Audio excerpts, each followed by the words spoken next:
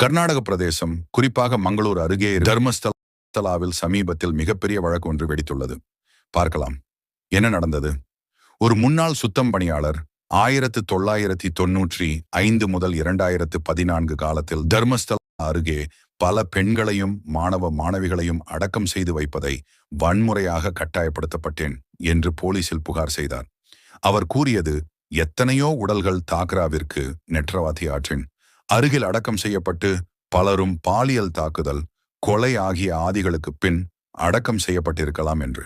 ஜூலை 4 அவர் சுயமாக புகார் அளித்து ஜூலை 11 நீதிமன்றத்தில் சாக்கு பத்திரமும் எலும்பு துண்டுகளும் சமர்ப்பித்தார்.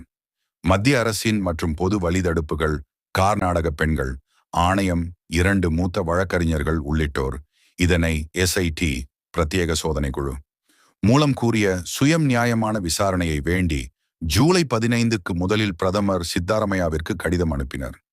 நீதிமன்ற முன்னாள் நீதிபதி வி.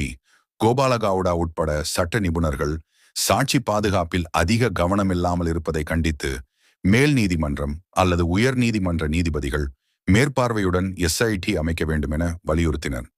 அவர்களின் ஆதரவு காரணமாக ஜூலை 19 அன்று கர்நாடக அரசு DGP பிரணாப் மோஹன்டி தலைமையில் ஒரு SIT அமைத்தது. இதில் மூத்த IBS அலுவலர்கள் பலரும் உறுப்பினராக உள்ளனர். உள்துறை மன்றத்தில் அதே நேரத்தில் போலீஸ் மீதான சாட்சி புகார், தகவல் கசிவு குறித்த விசாரணை நடக்கிறது. அதிகாரிகளின் பதில்கள் தேர்வாயாரின் மக்கள் பிரதிநிதி UT காடர் மற்றும் தர்மஸ்தல மன்றத்தின் பேச்சாளர் ஆகியோர் புனித தலம் காக்கப்பட்டு முறையான விசாரணை நடைபெற வேண்டும் என வலியுறுத்தினர். சுகாதார அமைச்சர் தினேஷ் குண்டு ராவ் மற்றும் வீடுமுறை அமைச்சர் DK சிவகுமார், யாருக்கும் குற்றமின்றி பாதுகாப்பு இல்லை, ஊடகத்துக்கு மரியாதையும் வெளிப்படை விசாரணையை உறுதியளிக்கிறோம் என தெரிவித்துள்ளனர்.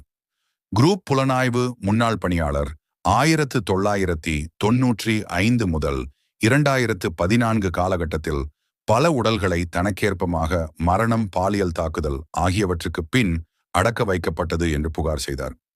சாட்சியங்கள் நீதிமன்றத்தில் எலும்பு துண்டுகள் சமர்ப்பிக்கப்பட்டு வழக்கு பதிவு செய்யப்பட்டது. சமூக அழுத்தம், பெண்கள் ஆணையம், சட்டக செயற்பாட்டாளர்கள், வழக்கு நிபுணர்கள் SIT விசாரணையை கோரினர். அரசு நடவடிக்கை ஜூலை 19 SIT அமைக்கப்பட்டது. முன்னாள் நீதிபதிகள் உயரும் அதிகாரிகளின் மேற்பார்வை உண்டு. பொது கருத்து புனிதத்தலை காப்பாற்றும் வகையில் ஊடகங்களும் அதிகாரிகளும் பரிந்துரைகள் வெளியிட்டனர். உடல்கள் எப்போது எக்ஸ்யூம்டு செய்யப்படுகின்றன, அடக்கப்பட்டவர்கள் யார் என்பது குறித்து ஸ்லூத் விசாரணை.